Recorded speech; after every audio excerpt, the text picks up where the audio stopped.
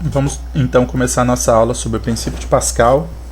E esse princípio nos diz o seguinte, que uma pressão externa aplicada a um fluido dentro de um recipiente se transmite sem diminuição a todo o fluido e à parede do recipiente.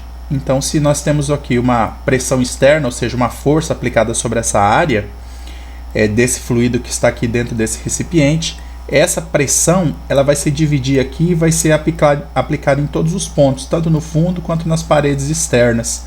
Então, o que nós temos é que nós podemos somar essas várias pressões em vários locais e a soma total é igual à pressão externa, ou seja, a pressão foi dividida por todo o fluido. Essa é a ideia do princípio de Pascal, que tem algumas aplicações práticas muito importantes. Por exemplo, nas máquinas hidráulicas. Então, o que são máquinas hidráulicas? São máquinas que funcionam por meio de fluidos e obedecem principalmente ao princípio de Pascal. Como exemplos, nós temos os macacos hidráulicos, os freios hidráulicos, as prensas hidráulicas e vários outros tipos de equipamento. Eles nos permitem realizar vários tipos de trabalho com mais facilidade.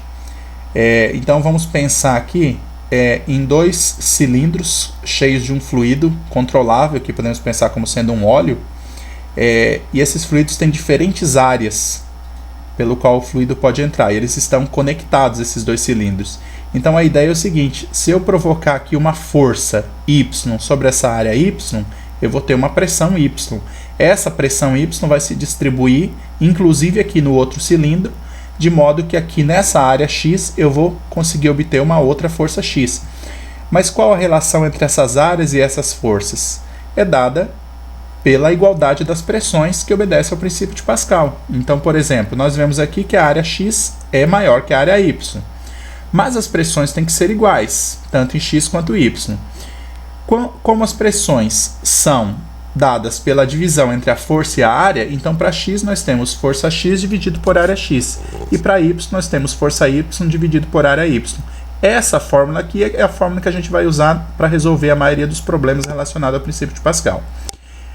Aqui, só para demonstração, vamos isolar aqui a força X. Então, se a gente leva a área X para esse lado, aqui ela está dividindo, passa multiplicando, nós temos uma divisão de áreas. Como a área X é maior que a área Y, então aqui nós vamos ter uma situação em que a força X é maior que a força Y, porque uma área maior dividido por uma área menor dá um número maior que 1, e consequentemente essa força aqui vai ser maior que a outra aplicada nesse ponto. Veja o tamanho da seta aqui, já foi representado num tamanho maior.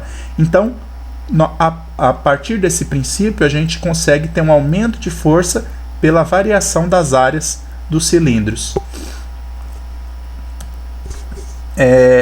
Podemos fazer também uma relação com os comprimentos, com as distâncias que esses fluidos vão percorrer, considerando que o fluido seja incompressível, ou seja, que ele não sofre compressão.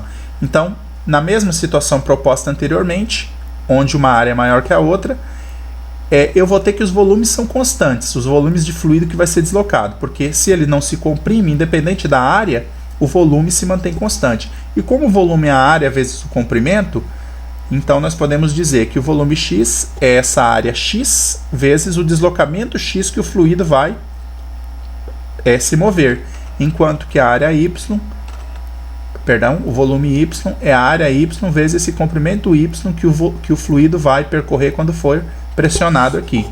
Isolando aqui o comprimento X, nós podemos trazer a área X multiplicando, dividindo, que estava multiplicando, trazemos dividindo, e agora nós temos a situação em que a área Y menor divide pela área X que é maior, e nós vamos ter um número menor que 1. Portanto, esse comprimento Y, esse deslocamento Y vai ser maior que o deslocamento de X. O que significa isso?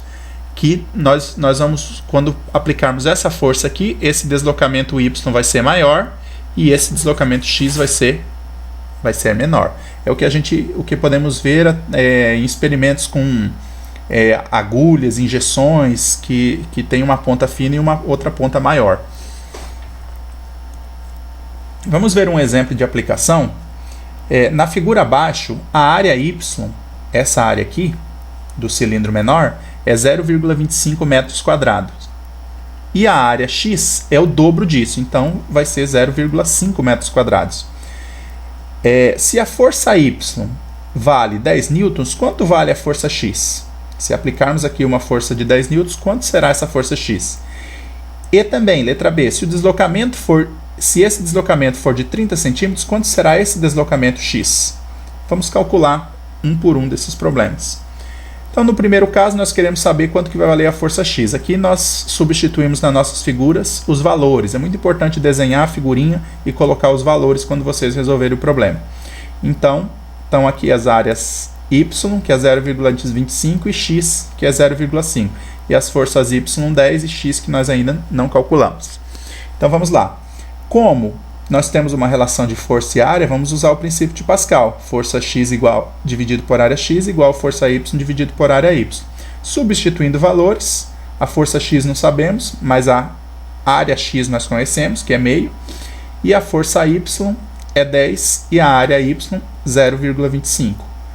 Pegando aqui o meio e levando para o outro lado, aqui está no outro lado, enquanto que o 10 dividido por 0,25 dava 40.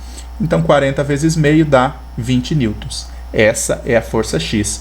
Observe, então, que pelo fato de ter o dobro de área aqui, a força X vai ser duplicada. Eu aplico desse lado uma força de 10 newtons e aqui eu vou obter uma força de 20 newtons. Então, vocês já veem que aqui a gente ganha na aplicação da força.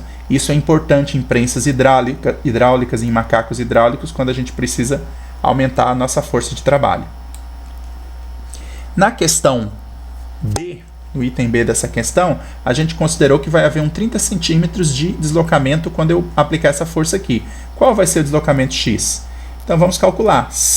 Nós vimos atrás que nós fazemos isso pela comparação dos volumes, que os volumes são iguais.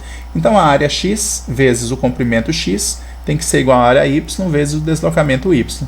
Então aqui, no caso de X, nós temos que a área é meio, e o comprimento não sabemos, é o que queremos saber. Enquanto que no lado Y, nós temos que o deslocamento vai ser 30 centímetros e a área é 0,25 metros quadrados. Vejo que nesse caso eu não fiz a conversão de centímetros para metros no deslocamento. Significa que eu vou obter o resultado em centímetros. Se eu tivesse feito a conversão aqui 0,3 metros, o meu resultado seria em metros. Bem, isolando aqui o LX, né, o deslocamento em X, trazendo o meio dividindo, então nós temos 0,25 vezes 30, é 1/4, né, dá 7,5, dividido por meio, 15 centímetros. Então, nós vemos que justamente o deslocamento LX vai ser menor do que foi o deslocamento LY.